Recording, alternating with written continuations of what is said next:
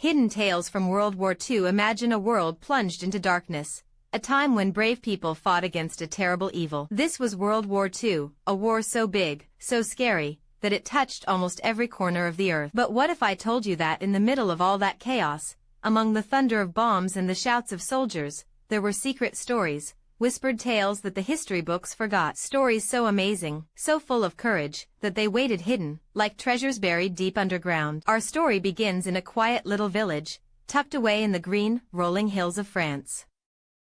The year is 1943. The sky above was often gray, not just from clouds, but from the heavy feeling that hung in the air. German soldiers, dressed in their sharp, dark uniforms, patrolled the streets, their heavy boots clunking on the cobblestones. It was a scary time for everyone, especially for a young girl named Elise. She was only 11 years old, with bright, curious eyes that saw everything, even the things grown-ups tried to hide. Her hair was the color of rich chocolate, usually tied back in two neat braids that bounced when she ran. Elise wasn't like other kids her age. She spent less time playing with dolls and more time listening. She listened to the hushed conversations of her grandmother, to the secret clicks and whistles of the resistance fighters who moved like shadows in the night. Her grandmother, Maman Sylvie, was a kind woman with a face full of wrinkles that told many stories. She ran the small village bakery, where the warm smell of fresh bread often tried to push away the cold fear that gripped their lives. Elise often helped Maman Sylvie in the bakery, dusting flour on the big wooden table or carefully placing loaves into the hot oven. It was during these quiet moments, when the rhythmic thud of dough being kneaded filled the air, that Elise would sometimes hear things. Little bits of whispers, like crumbs falling from a table, about secret messages, about brave people, about hope. One crisp autumn morning, the air was extra chilly. Elise was sweeping the bakery floor, making little swishy noises with the broom. Maman Sylvie was behind the counter, pretending to count coins, but her eyes kept darting towards the street. Suddenly, a new customer walked in. He wasn't like the usual German soldiers who came for bread. This man was older, with kind, tired eyes and a thick, wool coat that looked a bit too big for him. He spoke in French, but his words had a strange sound, an accent Elise couldn't quite place. He asked for a simple loaf of rye bread. Maman Sylvie served him with a small, knowing smile. As she wrapped the bread, her fingers brushed against his. In that quick moment, Elise saw something tiny and folded pass from Maman Sylvie's hand to the man's. It was so fast, like a magician's trick. The man nodded, paid, and left without another word. Elise's heart thumped a little faster. She knew her grandmother was part of the resistance, the secret group fighting against the Germans. But she had never seen her actually pass something. Maman Sylvie, Elise whispered, her voice barely a breath. What was that? Her grandmother turned, her smile fading a little. Just a recipe, sweet pea, she said, too quickly. An old family recipe for something delicious. But Elise knew it wasn't a recipe.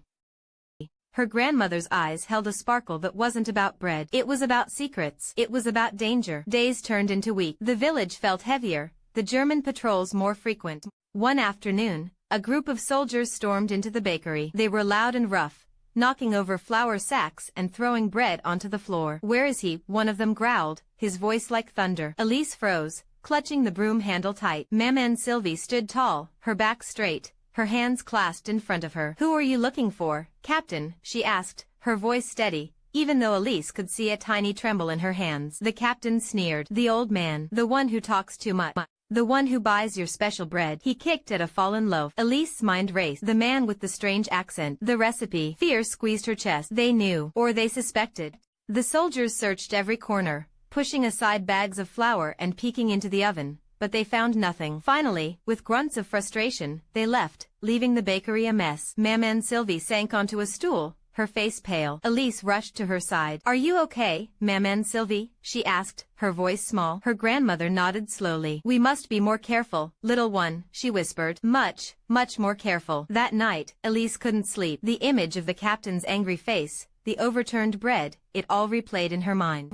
She thought about the little folded paper. What was on it? Why was it so important? The next morning, as she helped clean the bakery, she noticed something strange. A small, almost invisible mark on the underside of the big wooden kneading table. It looked like a tiny, carved star. She had never seen it before. She traced the star with her finger. It felt rough, old. Elise looked around. Maman Sylvie was in the back room, humming a quiet tune. Elise, driven by a growing curiosity, carefully pushed against the star. Nothing happened. She tried again, pushing harder, wiggling it. Suddenly, with a soft click, a tiny, thin drawer slid out from the side of the table. It was so small, so well hidden, that only someone looking very closely would ever find it. Inside the drawer, nestled on a bed of faded velvet, was a small, ornate wooden box. It wasn't very big, maybe the size of her hand. The wood was dark and smooth, with tiny carvings of vines and leaves. Elise's heart began to pound like a drum. This felt important. She gently opened the box. Inside, there was a single old-fashioned compass.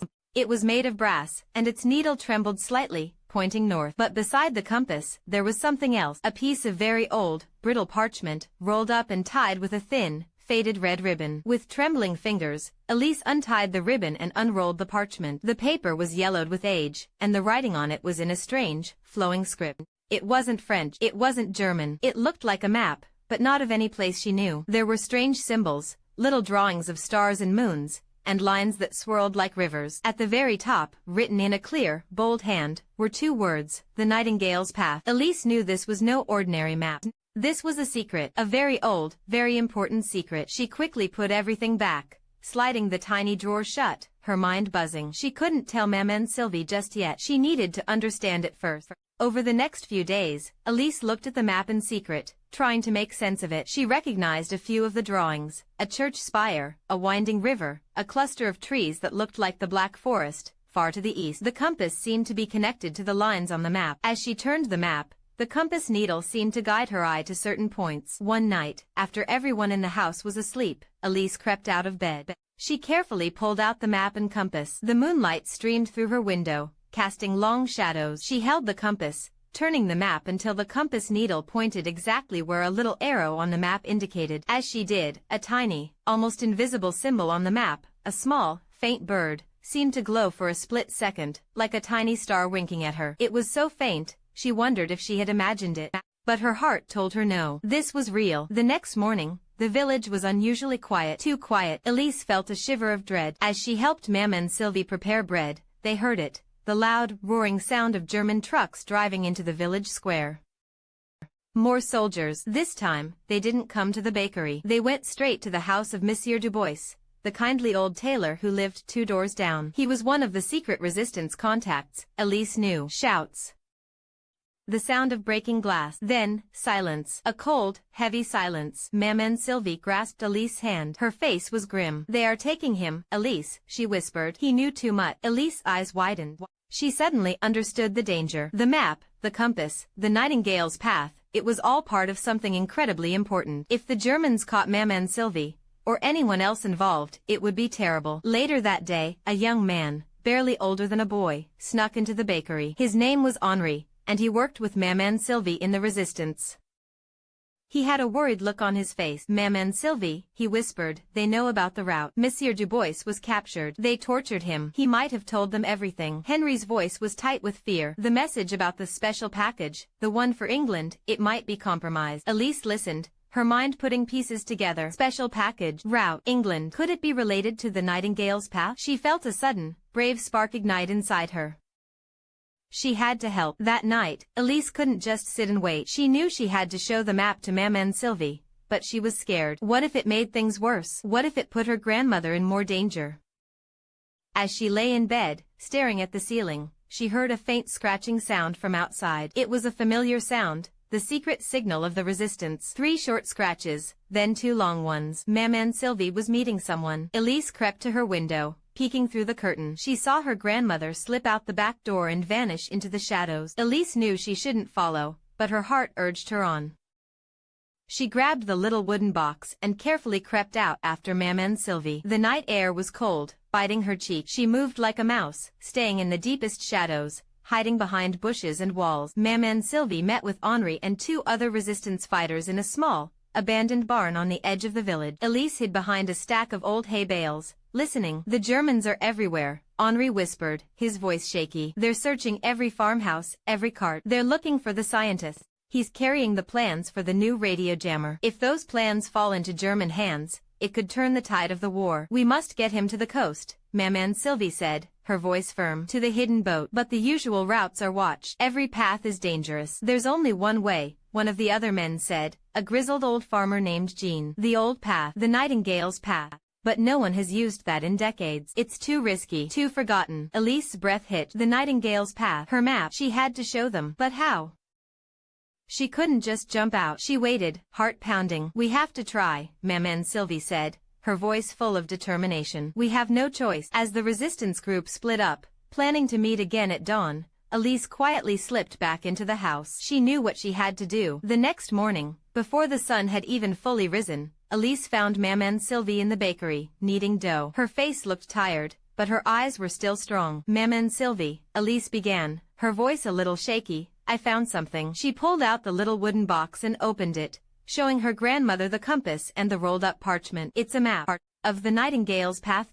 Maman Sylvie gasped, her hand stopping mid-knead. She picked up the parchment, her eyes wide with surprise, then with a deep, knowing look. Where did you find this, Elise? She asked, her voice hushed. Elise explained about the tiny hidden drawer, about the star. Maman Sylvie listened, her face growing more and more serious. This map, she whispered, it belonged to my grandmother. She told me stories of it, but I never thought it was real. It's an ancient path, used by smugglers long ago to avoid soldiers and taxes. It weaves through forgotten trails, hidden caves, and secret waterways, all the way to the coast. But it's too old, Maman Sylvie continued. The paths are overgrown. We don't know where it truly leads anymore. I think I do, Elise said, her voice gaining strength. I've been looking at it. The compass shows the way. And there's a symbol, a bird, that sometimes glows. Maman Sylvie looked at Elise, truly looked at her, seeing not just a child, but someone with a brave heart and a sharp mind. Show me, little one, she said. Elise carefully unrolled the map on the big wooden table,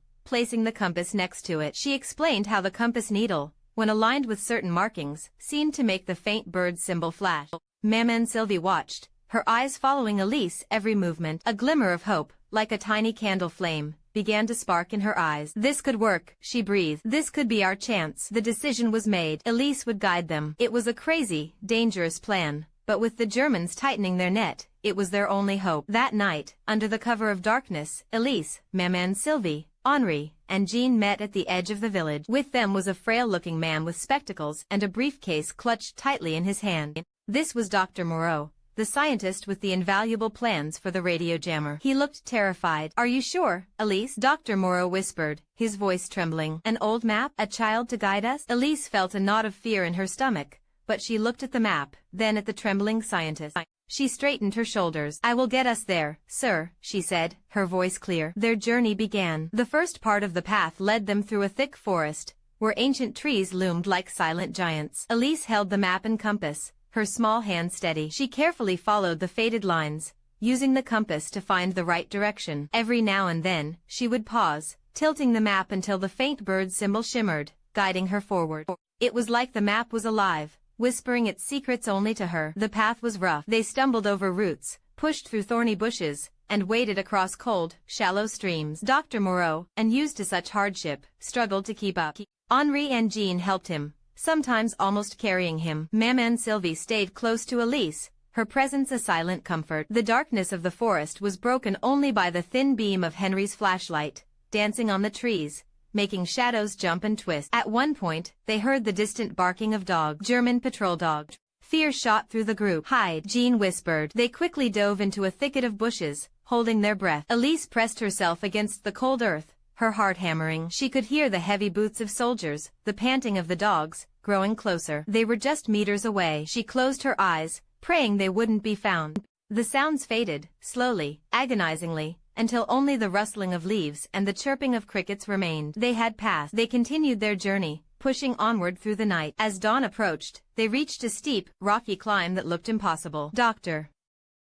Moreau looked like he was about to give up. I can't, he panted, collapsing onto a rock. I just can't. You must, Doctor, Maman Sylvie said, her voice firm but kind. Think of what you carry. Think of all the lives your work will save. Elise looked at the map. There was a faint, dotted line leading up the rocky face. Next to it, a small drawing of a goat. There's a hidden path, she pointed. A small one, for goats. We can climb it. It was difficult, dangerous. But Elise, despite her young age, was nimble. She led the way, finding footholds and handholds that the map seemed to whisper to her. Slowly, one by one, they scaled the rocky slope, reaching the top as the sun began to paint the sky with soft pinks and oranges. From the top of the ridge, they could see for miles rolling hills, patches of forest, and in the far distance, a faint shimmer, the sea. Hope swelled in Elise's chest. They were making progress, but they also saw something else. In the valley below, a column of German vehicles moving slowly, methodically, searching. They were getting closer. They pressed on, using the daytime to rest in hidden spots, deep in the woods or in small, forgotten caves. Elise would pore over the map, carefully tracing the next steps, learning the secret language of the nightingale's path. The map seemed to guide them not just through the landscape, but through time itself, connecting them to the ancient smugglers and brave souls who had used this path before. One evening, as twilight settled, the path led them to a winding river. It was too wide and too fast to cross by foot. Despair began to set in. "We're trapped," Henri whispered, his voice full of defeat. "They'll find us here." Elise looked at the map. There was a drawing of a small, overturned boat near the river. She pointed. "It says there should be a hidden ferry," she explained. "A rope ferry. For 2 people at a time." They searched along the bank, pushing aside thick reeds and moss-covered rock. And there it was, a rusty, forgotten metal cable stretched across the river, disappearing into the darkness on the other side. Attached to it, half submerged in the water, was a small, flat wooden raft. It looked old and precarious, but it was their only way. It took them hours, slowly pulling themselves across the river, 2 by 2, in the rickety raft. Dr. Moreau went first, his briefcase held tight to his chest, his face pale with fear. Henri helped him, pulling the cable with all his strength. Then Jean and Maman Sylvie. Finally, it was Elise's turn. She looked back across the dark river, feeling the immensity of their journey. They were truly in the heart of a hidden world, guided by her old map. As they neared the coast, the landscape changed. The trees thinned out, replaced by windswept dunes and the salty smell of the sea. They could hear the distant roar of waves crashing against the shore. But the danger also increased. More patrols, more searchlights sweeping the sky. They had to be extra careful.